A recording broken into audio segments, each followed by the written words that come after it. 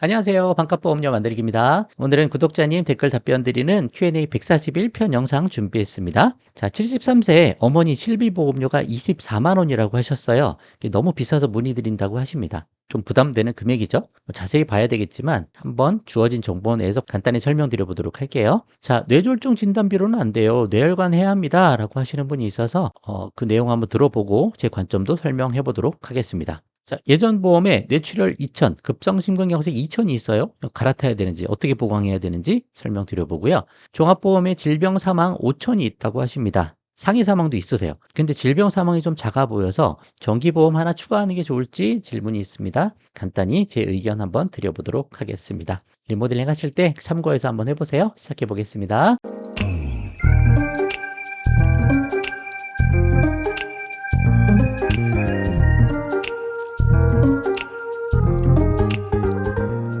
자, 53년생 엄마, 73세 되시는 것 같아요. 근데 실비가 24만 5천 원이 나간다고 합니다. 2017년 가입하셨다고 하셨어요. 그러면 2017년 4월에 3세대 실비가 나왔죠. 2017년 초면 2세대일 수도 있고 2세대나 3세대인데 1년 갱신 15년 재가입 상품입니다. 근데 2세대 후반, 3세대 초 그렇게 어마어마하게 실비만 이렇게 비쌀 것 같지는 않거든요. 그 이야기는 실손보험이지만 사실은 종합보험이고 거기에 다른 특약이 포함되어 있을 수도 있는 것 같아요. 자, 그럼 어떡하냐? 일단 실손은 유지해야 되잖아요. 제일 중요한 보험인데 그러면 같이 포함되어 있는 특약 중에 덜 중요한 게 없는가 한번 생각을 해보시고, 그런 특약들이 만기가 얼마 안 남았으면 조금만 더 내고 완납하시면 더 이상 돈 안 내도 되니까 조금만 더 참으셔도 좋겠고, 아직 많이 내야 된다라고 하시면 줄일 수 있는 특약들이면 줄여보셔도 좋고, 덜 중요한 거 그냥 삭제하셔야죠. 진단비 위주로 끌고 나가시는 거 실손하고, 그렇게 해서 보험료 좀 줄여보시면 좋고, 그리고 1년 갱신 15년이니까 15년 지나면 자동으로 4세대 실손이나 15년 지나면 5세대가 나오겠네요.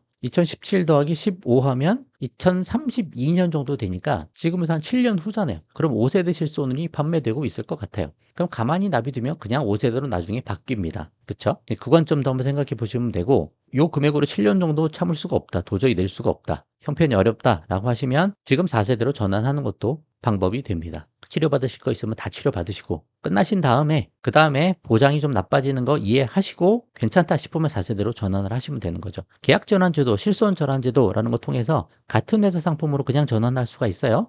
보험회사랑 상의를 좀 하시고 하셔야 됩니다. 기본적으로 무심사예요. 신경정신치료 같은 거 받으신 거 없으면 무심사니까 그런 것만 좀 조심하시고, 심사 없이 4세대로 전환하실 수 있다. 전환하시면 많이 싸지죠. 5만 원, 6만 원? 그 정도로 줄어들 수 있을 것 같아요.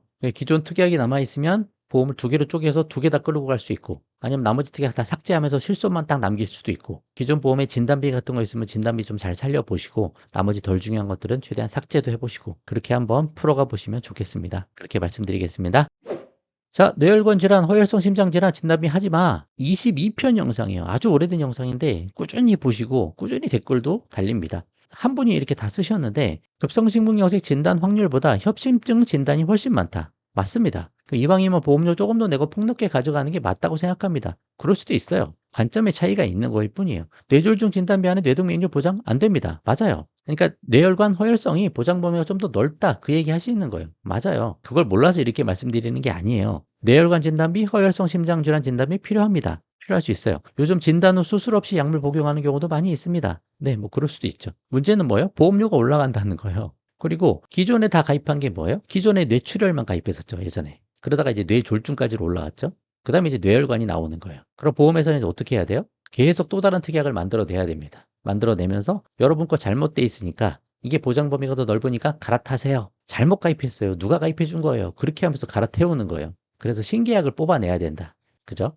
계속 새로운 거 만들어낼 겁니다. 암도 계속 새로운 거 나오죠? 암 진단비 같은 거. 뭐 암 치료비 나오고 뭐 통합암 진단비 나오고 뭐 수없이 나옵니다. 앞으로 계속 나올 거예요. 근데 관점을 잡는 게 중요하다. 보험료가 올라간다는 거죠. 어떻게? 경증까지 보험료를 확대하면서 보험료가 높아진다는 거예요. 제 관점은 뭐예요? 뇌혈관 2천 할 걸 중증에 집중해서 뇌졸중 3천으로 하자. 조금 더 경증이라는 걸, 뇌동맥류. 그래서 범위가 넓은 거예요. 그럼 경증까지 다 대비하면서 보장을 자꾸 늘릴 필요 없다 말씀드리는 거죠. 중증만 보장받고 뇌동맥류 해서 그냥 현업으로 금방 복귀하는 경우가 많아요. 근데 뇌졸중은 좀 다르죠. 현업으로 복귀가 늦어질 수 있습니다. 잘못하면 돌아가실 수도 있고, 그런 중증에만 보험을 집중하자. 자꾸 늘려서 보험료가 높아지면 나 혼자 가입하면 상관없는데 우리 가족이 3인이고 4인이에요? 다 이렇게 높이잖아요? 보험 10년 유지율이 10% 정도라니까요. 결국 다 해지될 수 있다. 지금은 낼만 하죠. 20년 정도 보험을 납입하는데 그중에 가정재정에 단 한 번의 위기가 올 때 보험이 해지가 되는 거예요. 이런 거 걸리면 그럼 어떡하냐? 실손이 있잖아요. 병원 치료비 병원 받고 현업으로 금방 복귀하니까 다시 일하실 수 있으니까. 협심증 마찬가지죠. 스텐트 시술하고 현업으로 금방 복귀합니다. 대부분. 문제는 뭐예요? 자꾸 보험을 많이 가입할 게 아니고 보험은 가입하되 이런 것들 타지 않을 걱정을 하셔야 되는 거예요. 난 이거 절대 안 탈 거야 하고 철저히 관리하시는 게 더 중요한 거죠. 그래도 걸리면 어쩔 수는 없는 거지만 최대한 내가 관리하는 게 맞지. 나 걸릴 수도 있으니까 많이 가입할래. 그런 분들이 걸릴 확률이 높아지는 거예요. 슬림하게 가입하시고 보험료 확 줄이시고 내 노후 자금을 늘리셔야 된다. 건강검진 주기적으로 받으시고 건강관리 철저히 하시고 보험회사가 내 보험금 다 줄 거라 생각하지 말아라. 못 받을 수도 있다. 그런 확률이 항상 존재하기 때문에 내 자산이 많은 게 더 중요한 거예요. 보험은 그냥 핵심적인 거 조금만 가입하시면 그걸로 괜찮다. 큰 위험 살짝 넘어가면 된다. 내 돈 조금 나가도 된다. 나는 돈 한 푼도 안 낼 거야. 보험으로 다 대비할 거야. 그러다 보니까 많이 가입하고 그러다 보니까 해지가 된다. 또 잔소리 같지만 계속 길게 얘기합니다. 이런 관점도 생각을 해보시자. 선택은 여러분이 하시는 거다. 그 말씀 드려보도록 할게요. 선생님 영상 보며 공부하게 된 1인입니다. 예전에 들어놓았던 보험 중에 뇌출혈 2천, 심근경색 2천이 들어져 있다. 예전에 생명사 가입한 거 다 뇌출혈이었어요. 근데 적어도 뇌경색까지는 보장돼야 되니까 뇌졸중까지는 준비하자는 거죠. 그 정도는 중증이라고 보는 거니까. 근데 뇌출혈이 보장폭이 좁다 보니 뇌졸중 3천으로 보험 가입해야 할까요? 네, 저는 그렇게 하셨으면 좋겠습니다. 심근경색도 1천 늘려야 할까요? 2천이니까 3천까지 이제 하시겠다는 이야기죠. 한 30대, 40대 그 정도면 3천까지 하셔야죠. 선생님 영상 보면 뇌졸 3에 심근경색 3 정도 맞추는 게 좋다고 하셨어요. 그렇게 하시는 게 좋을 것 같습니다. 40대 후반 50대 넘어가시면 3천, 3천 맞추는 게 어려울 수 있죠. 그럼 2천으로 줄이시는 거고 실제로 그런 병에 걸릴 시점도 얼마 안 남았으니까 화폐 가치 하락이 덜하니까 연세가 좀 있을수록 줄이는 건 맞고 젊을수록 늘리는 게 맞죠. 비갱신 상품으로 30대 정도 되시면 33 정도는 맞추시는 게 좋지 않을까? 뇌출혈이니까 뇌졸중으로 새로 하나 가입을 하시는 게 좋겠다. 그런 방법 한번 생각해 보시면 좋을 것 같아요. 선생님 안녕하세요. 책 정독 후 보험 리모델링 중인 39살 여자입니다.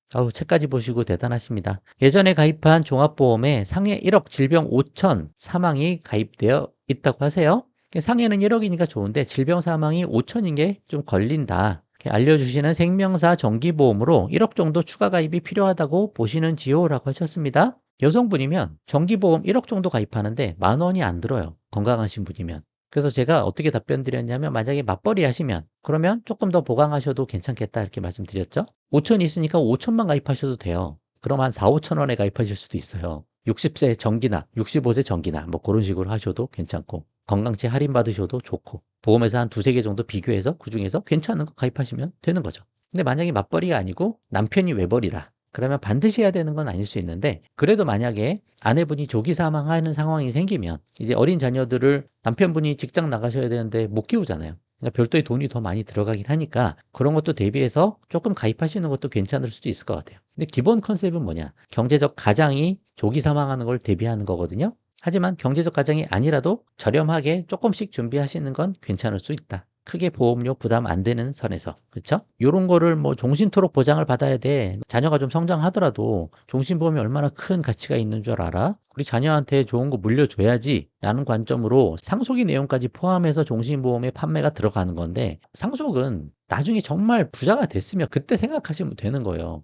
지금 한참 돈 모아가야 되는 지금 쓸 때 너무 많은 시기에 위험을 대비하는 정기보험으로 10,000원이면 되는 거를 종신보험으로 20만 원, 30만 원으로 할 필요가 별로 없다. 시간이 지날수록 화폐 가치도 계속 떨어지고 효용이 떨어진다는 거예요. 그래서 보험으로는 위험만 대비하자. 이걸로 상속하고 저축할 생각하지 말자는 거예요. 보험의 관점이 여러 가지 있지만 저는 이런 관점이니까 이런 거 생각해 보시고 결정하시면 좋겠다. 그렇게 한번 말씀 좀 드려보도록 할게요. 그래서 부담 안 되는 선에서 조금 보강하시는 것도 괜찮을 수 있다. 나중에 보니까 맞벌이 하신다고 또 답글이 달려 있더라고요. 그렇게 해보시면 좋을 것 같습니다. 참고해 보세요. 자, 오늘은 여기까지 하도록 하겠습니다. 도움되셨으면 좋아요만 한번 부탁드릴게요. 마치겠습니다. 감사합니다.